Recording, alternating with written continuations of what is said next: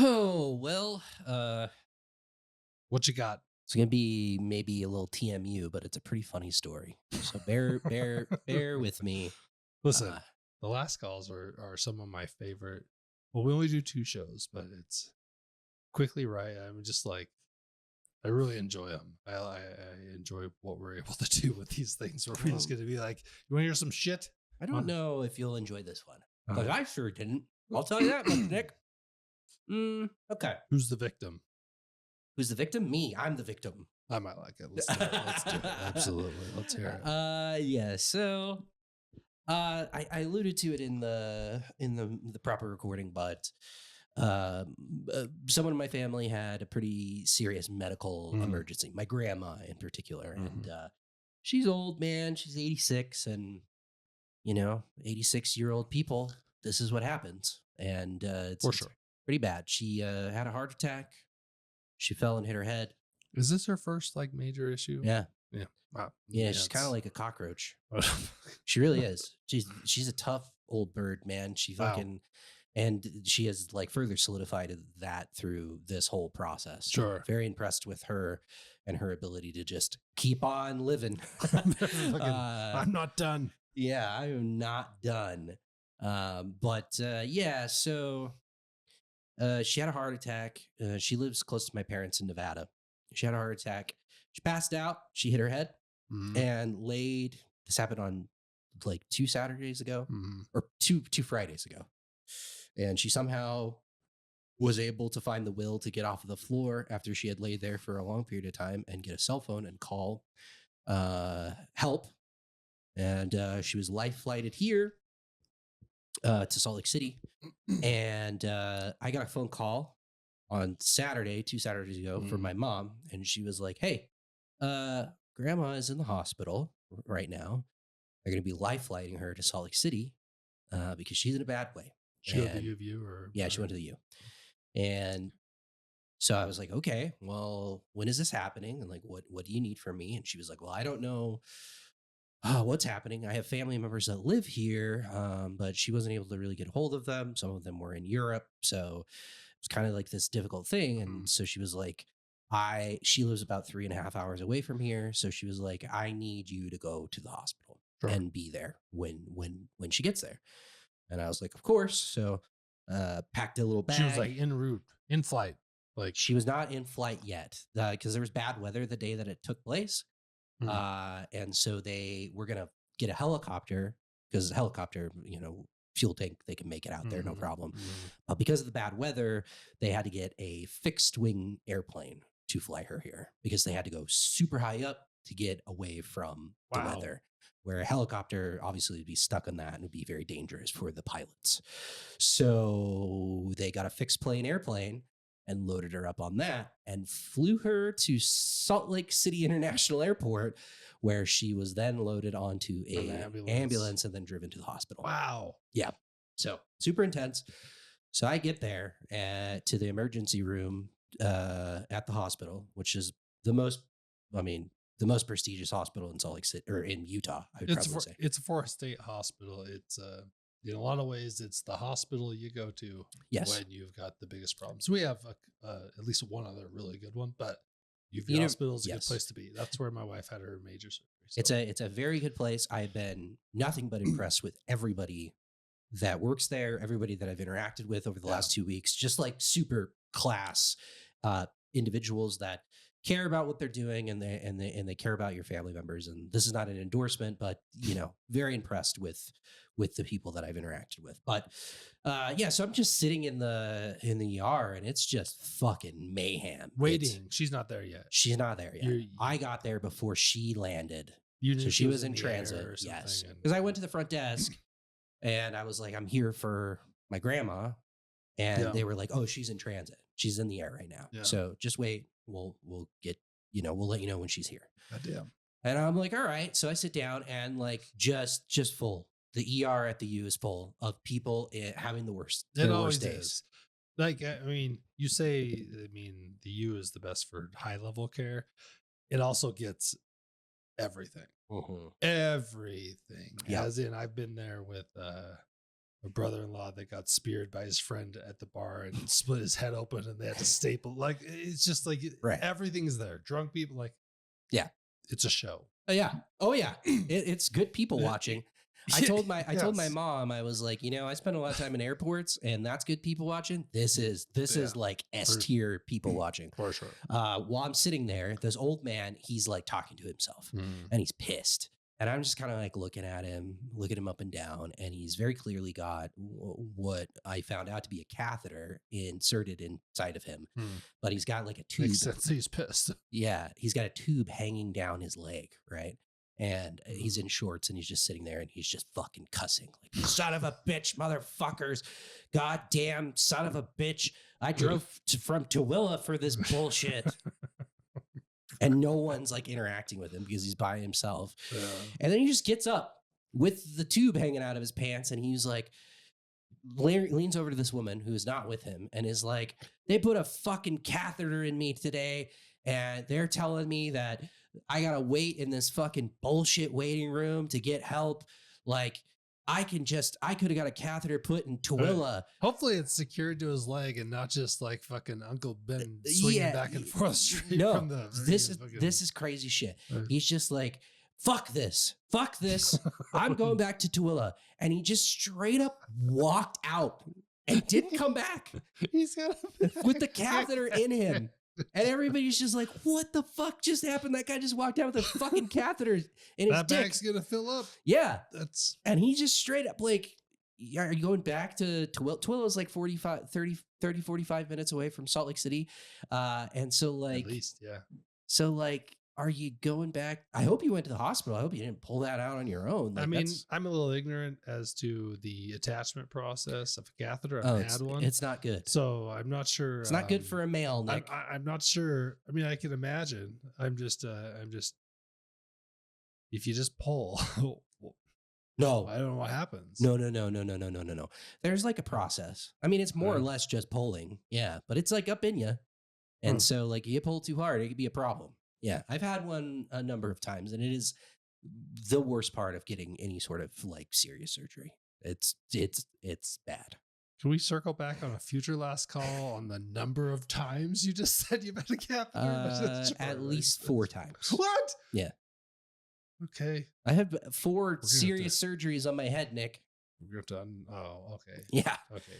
Like 12-hour surgeries. So they gotta. Those are the ear ones. Yes. My ears. I've had 2 surgeries on each ear, and each surgery takes around 12 hours. Each surgery was around 12 hours. Good. So because of the length of time. Yeah. All right. Yeah. Anyways, so that was the first thing that happened, and I was like, oh my God, dude, this is fucking super intense. Left. Yeah. Yeah, he took off. And so I'm sitting there. I sat there for probably like an hour and a half, and then finally they're like, your grandma's here. And I'm like, okay. So I go, and they let me into. What time was this? What time? Yeah. It was like I got there at like probably 5:30 and probably got back to her around 7:30. Okay. At nighttime. And so I go back, and 2 of my other family members are with me, and we're just in this like big ER area where there are a ton of doctors, tons of nurses, all just moving around, and there's fucking shit going on all over around us, right? With her. Yes. So 3 people were allowed into the main room with all the other patients, yes. Right? Because this is the mess. I don't know if people fully understand. Like, you go back into the ER and you're not in a room. Mm-hmm. Well, you're in a room. You're in a very large room with a other bunch patients. Of other people going through some shit. Yes. And the reason I'm assuming why you're here today is that the things that happen around you when you're in that room is life-changing a little bit, because you go through all of it. Some of that, but then also some of my grandma as well. Great. So, all right. So we get in there, and my grandma is out of it. She's fucking not able. She doesn't really recognize any of us. She doesn't know where she's at. She's in a lot of pain. She's just in a really bad situation. She had just got off a plane, and they are, actively trying to take stock of where she's at. Sure. They had already done like a CAT scan, and they did a ultrasound on her heart. Before you saw her, they'd already done this. So that was like immediately. Yes. And then, so they did a number of things before they let us come back. So they basically got her stable. Sure. and then let us come back. And my grandma, she's stubborn, man, and she doesn't. And so she's out of it, and I'm sure she's on pain pills at this point in time. And she's like, I don't want to be in this bed. And she's got a neck brace on because she broke 2 parts of her pelvis. Mhm. And they had already done x-rays on that, so they knew that she had a break there. But because of the fall, they were also concerned about her spine, her neck. So standard protocol, you got to lay flat on Sure. on a bed Yeah. for a long period of time until they can evaluate your spine, your neck, make sure that Everything's you moving around is not going to paralyze you. sure. And she does not like that at all and wants to get off of the bed. And so we're all, and she doesn't know who the fuck we are. So she's just like thrashing around. She didn't recognize none of you. She recognized my uncle, Mhm. but me and my other family member was there, didn't know who we were at all. Tough. She's like, who are you? What are you doing here? Why am I here? Like that kind of shit. She was just completely out of it. And she didn't want to stay still. And we were just like, you got to stay still. And she's in a, Was she on anything at that point? Like, she's I'm probably just on wondering- pain pills. I'm wondering why she didn't recognize you. If it was because of what happened to her, because of or- what or if happened it to was her. Because of She had, what they- so she fell. When she fell, she hit her head on her counter yeah, and she had a traumatic brain injury. sure. Basically, like for a younger person, it would be like a pretty severe concussion. Sure. But for an 86-year-old woman, it's pretty Serious. intense shit. Mhm. And she had bleeding on her brain as Mhm. well. So they like immediately did a CAT scan on her and made sure that it wasn't like like they weren't concerned about the brain bleed. And they told us like pretty quickly, they were like, we would expect her to regain cognitive function Yeah. based on what we're seeing. But right now, she's in this like weird limbo where You it got just nothing. happened. You or- got nothing. Yes. So she just like didn't know who the fuck was going on. And she was just like, I need to get out of here. I need to get out of here. And she was in like a gown, like a hospital gown. And at one point, she just ripped it off of her. And just like I did not- Hulk, just like oh yeah, dude. Like not Just- just her top, but her bottom. She got it off of herself. all of it. Yep. So there I am, 35-year-old Jared, just panicking inside because my naked grandma is right there and she doesn't know what the fuck's going on. So we quickly are like, you gotta cover up. And it's 3 men. It's me and 2 of my family members who are also men. Mhm. And we're all just like, oh my God, oh my fucking God, dude. What the fuck? Like, get this back on. And so Yeah. we're like frantically looking for a nurse to like help us with this shit. At a And- certain point, the nudity is actually not really the problem. Like she's 86 years old. Like it's kind of just like what else does she want to do? Like she's trying to leave, right? Oh Like, she's trying to no, she leave she definitely tried more than that. Like Yeah. so we get a nurse to come and the nurse is like, oh boy, okay, all right. Because they asked us, like, who are you in relation to? Sure. So they knew we were Yeah. her grandchildren and her son-in-law. And we're just like all just mortified with what's happening. And we're just like, oh my God, this is the most intense thing ever. And one of the nurses is like, let's get you like a more robust gown that's got like the big, thick, snappy buttons on the side. And they put it on her. They and have different gowns yeah, for different different caliber of, severity levels of escape how much this artists. person wants to get naked. And they fucking snapped her up in this thing. And I think like all of us collectively, like big collective sigh of relief. Like, well, I didn't have that on my bingo card, but No. glad that's over. And unfortunately, she was just so adamant about not being there that she ripped that shit off again. And then we were in But the the same. nurse left. Yeah. So the nurse left, and she was like, "What? Round 2." It wasn't like immediate. She sat there. We like calmed her down. We were like, you have to keep this on. Just lay still. You can't move.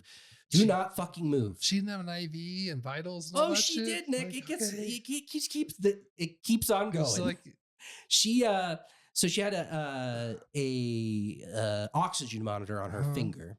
She ripped that off. all Ripped right. it off. She was like, I don't want this on my finger. And we're like, you have to keep it on. So we like clipped it back on and there's like little like surgical tape that they put on it as well. We like as all of the qualified medical professionals that we are, Sure. put it back on her, and she ripped it off again.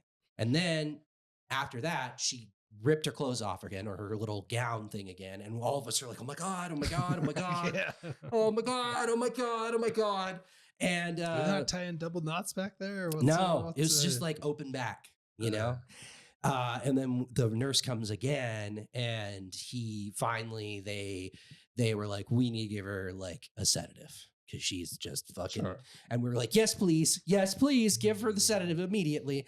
So they gave her that, and they put it back on her, and everything's dulcet and calm. And we're there for probably She's asleep. pretty much, like in and out. And as that's happening, we were like directly behind us. We hear a doctor say, like, basically, like, war room, like, everybody gather up. And so they all gather around in like a giant semicircle, and there's probably like 20 medical professionals. And the doctor is just like, okay, we've got a gunshot wound to the neck coming in right now. And just like lists off. He's life flighted. It's a supposed domestic dispute issue where a mother-in-law shot her son-in-law in the neck. And these are his stats, and these are the things that are going on. And at that point, a nurse came over and was like, look, it's about to get really intense in here. So if you guys can't handle it and you want to go back to the lobby, feel free to do that, because it's going to get really, really intense, like in 5-10 minutes. And all of us were just like, no, it's okay. It's all right. And yeah, at this point, you're just too curious. You can't even. I don't even think you can make. I don't think you can make the decision that it's like I'm out. I don't think I could. If I was there, I'd be like, well, you've intrigued me. Yeah. Like, well, it was also like kind of. I was just thinking like to myself, it was like, what the fuck happened? This is crazy. That's what I'm saying. He's also, this dude is my age. They're like 35-year-old male shot in the neck by his mother-in-law. Loves Metroid. He's on his way. He's on his way here. Well, no, Like, no. he's- It's he's just like like- it's just like you compare. It's just like, oh man, like It's like I don't have a mother-in-law, but if I did, I hope she wouldn't shoot me in the maybe neck. he has some tips. to, Yeah. like not be shot by your mother-in-law. Yeah. I may need to talk to him. And so they fucking bring this guy in, and it is fucking intense, dude. Like all these doctors are like trying to save this dude's life. And He all bundled, or his blood just shooting? oh, he's got a hole in his neck that is not squirting blood, but he's bleeding. Yeah. And so the first order of their business is like to assess, the damage to arteries and things like that in his neck, which thankfully it sounds like this dude, I don't want to say dodged a bullet, because he didn't dodge a bullet, like quite literally got hit by a bullet, but he did not, none of his arteries were damaged by it. And so it was like mostly superficial, that like hit like grazed the side to open it up and no, it didn't graze. It went in. He had like an entry and an exit. Nice. And so but it didn't hit like anything critical. Sure. So it's just like superficial bleeding. So they got the bleeding to stop, but then they were worried about his neck, like if it hit his neck or his spine for like being paralyzed. Sure. So they were like, wiggle your toes, fucking like, and intensely, like wiggle your toes, grab my hand, screaming at this guy. And then at one piggy went to the market. Yeah. It's a fucking And then this dude is like trying to get out of bed, which was the most. He was like, he was out of trying to it. leave too. Yeah, he's like, got up. My grandpa was here. He got the catheter. I gotta go with him. He's up front. He's picking me up. And they were like, you can't move. Stop moving. You're in the hospital. We're gonna save your life. Like, calm down, And he was like making noises, and it was just so fucking intense, dude. And we're just all sitting there like, oh my god, dude, like what the like I was not prepared for any of this. That flight instinct is real though. Like that instinct of people to fucking bounce. Yeah. Like your grandma, this dude, the dude with the catheter, a family member of mine that has seizures. When he comes back, he's like, fucking, you're like, just lay on the ground, right? Yeah. Fucking, it's impossible. Impossible. They're immediately like, actually, I really want to be 100 yards that way. And you're like, hey, fucking, here we go. Yeah. Yeah. Super intense, dude. And yeah, so they thankfully seems like that dude, like, I don't know what happened to him. I've thought about him quite a bit since since this whole thing happened. But I think based on like after like all the doctors left, they got him stable, they Yeah. stopped the bleeding. And then there was like probably 5 or 6 surgeons, and you could tell that they Mhm. were surgeons that were all in a semicircle. And then one of the surgeons called another surgeon, was probably like some sort of specialist. And they were kind of like game planning the surgery they were going to do on him because they need to get the bullet out or whatever they needed to do to save him or improve his outlook. We should note, not to No, interrupt you're you, good. but the U is weird too. The Mhm. U has the best in class of everyone. Yeah. They also have a large group Mhm. because it's a school. Mhm. So sometimes when you see really large groups assessing a situation, there are students, there are residents, Sure. there is Yeah. it is a whole deal. Mhm. So it's super interesting to Yeah. understand it. And when my wife had brain surgery, we went through all that where you're just like, yeah, like 18 people just came and talked about her because they're like They're all learning shadowing from these other surgeons that are just in the best in their class. Yeah. And they're also like the vast majority of them, the surgeons are all older dudes. Sure. But like the doctors that are in residency, all super young, Oh, like for sure. younger than me. Oh, for sure. And that was kind of funny. Where I'm like, man, you made some impressive life choices, sir or madam. You're well on your way. Yeah, good for you. Yes. But no, just a super intense experience, dude. I think like again, it died down, everybody left, and he was Mhm. stable, and then it was just a nurse like monitoring him. And then they were like, "Oh, we're so sorry. We're sorry that like we didn't have as much attention on your grandma." And we're like, dude, we just witnessed like like a fucking crazy. a fucking insane. I'm not saying that like what's happening with her is not intense, but that dude fucking was like on the brink, Unbelievable. and you just don't know. Like, I mean, it hits like an artery or something like that, you're done for. Oh, for And sure. so like there's no saving you. You're gonna bleed out and you're gonna die. So like, I mean, in reality, if it had hit an artery, he probably would have been But done dead for before already, he'd ever yeah. gotten there. yeah. But it was just super intense. And then my grandma, she was like in and out, and it was just a lot. It was a Yes. lot, dude. Yeah. But just I think my overall opinion of it is like another thing I thought was interesting and just really like it impacted me pretty significantly was like how routine all of this was for them. And I know it's their job and they see this all the time, but like, It's pretty so impressive. doctor comes in, like I said, and is like, war room, we got to talk about this. Gives like the info about this gunshot wound victim.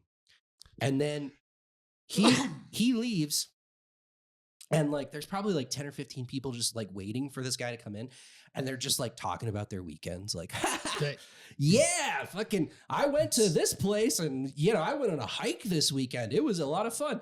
And I'm just like, I was thinking if I replaced or put myself in their shoes, and I had just been given the information that they were just given about this person that could potentially not make it, has been Mhm. severely wounded, I'd be like shaking in my fucking boots, like, oh my God, what are we going to do? This person's, this is intense. And they're just like, it's just so mundane. But then or typical, and as soon as he comes in, it's like all business and like there's no more joking.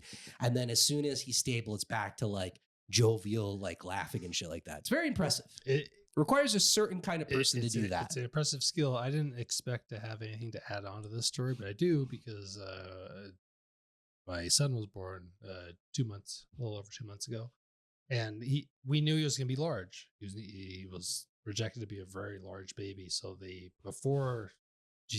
over a month before, they'd been like, looking, like, here's the deal. Yeah. Like, the concern is that his shoulder gets stuck. His shoulder gets stuck, and what happens is it cuts off blood flow, and you have minutes. Yeah. A very short amount of time. And they're very clear. They're like, you do not have enough time to do a C-section. You cannot save. There'll be major damage, like brain damage. You cannot do a C-section. So they told us before this, they're like, there's a lot of things that happen really quickly, and a lot of different maneuvers to try to get him out. Mm-hmm. And so I knew all this, and then of course I'd been scared about all this and researched it and stuff. And then that exact thing happened. And he got stuck. Like he came out, he absolutely got stuck because I'm there. Yeah. And in person, they're not like, he's fucking stuck. Like, you know what I mean? They're not panicking. That's not what happens, but I know exactly what happens because one, I see his head and there's no life. Zero life. His head is out and it's just like flopping around, not the right color. And so then in my head, immediately, I'm just like, so a timer has now started, right? Because I understand what we've learned about. And then I see them start to do very calmly. All right, we do this, and they do this position, and then they do this position, and then they bring out scissors, and boom, boom, boom, and 40 to 45 seconds later, he's out. And then like 20 to 30 seconds later 20 to 30 seconds after that, he shows life, which means there's like 20 seconds where he was like on my wife's chest, where it's just like, come on. Yeah. Come on. And there's no like, and our experience is like, he's fine. Zero. There were zero health concerns. There was nothing, like nothing happened where it's like, oh yeah, he's going to the ICU. Nothing. But if you know all the steps and everything that they had to go through, you're just like, that got kind of real quick right there. Right. Real quick, that got real. And all those people there were trained. Were just like, step 1, step 2, step 3. Yeah. And here we go. And it's impressive. It's really impressive. It really is. I mean, it makes sense, just like any other job, you know, or learning anything, whether it's a job or whatever it is, it's all repetition, and you gotta do it over and over and over again, and then it becomes second nature to you. It's just like taking that emotion out is just like, oh yeah. When it comes to healthcare in particular, I think that's the fucking crazy. I don't know if everybody could do it. I don't think I could do it. I don't think I could. I mean, I could. I have a weird thing with like reactions. Yeah. A lot of my stuff's like delayed. So when I get super upset about something, it's always delayed. Yeah. And the moment I'm usually like, yeah, I'm okay. Like I can just deal with this, and then it will like whiplash back later. Right. I think I'm more in like traumatic situations like that. I'm pretty introspective, and my mind runs all over the place. Yeah. So like I said, you know, somebody gave me that information and I'm standing there being like, okay, you're tasked with making sure this person doesn't die. Sure. And I'm just thinking of all the variables. That's the way my brain works. I'm like, well, this happens. And, you know, I think that's like, like analysis paralysis, more or less, which you cannot have in a dire situation like that. So very impressed with that. It was actually like, it was horrible seeing my grandma's body parts. Don't recommend that. I would not recommend that. Sure. But outside of that part of it, it was actually like a really cool experience. And it's pretty amusing that you had to do a twofer. Dude. It wasn't just a one-time deal. It was like, again. Like yeah. Well, there's 2 rooms in the ER at the U. There's like and they're large. They're big rooms. I don't know how many square feet, but you could accommodate, if you had to on like a super busy night, you could probably accommodate in one room 5 to 6 patients, and then there's another room that there's a doorway in between the 2 of them, and then there's another room that is the exact same size. And on the other side, there was a man that was completely naked who was screaming like in excruciating pain pretty much the entire time we were back there. They wheeled them off into another room, but for the first like 20 to 30 minutes that we were back there, you just had that. He was just screaming like bloody murder as well. So hopefully that guy's okay. But fucking super intense, man. Yeah, it sure is.